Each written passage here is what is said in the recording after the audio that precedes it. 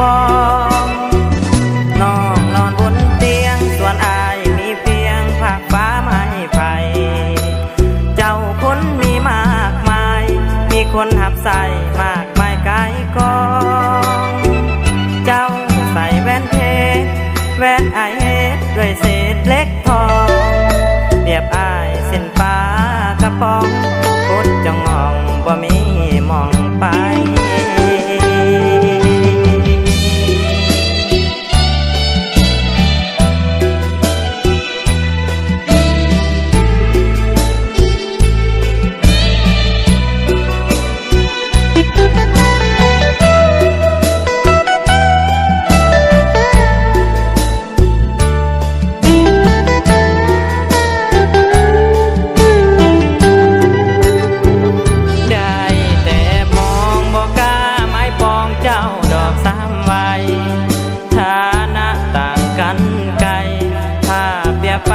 ดังฟ้า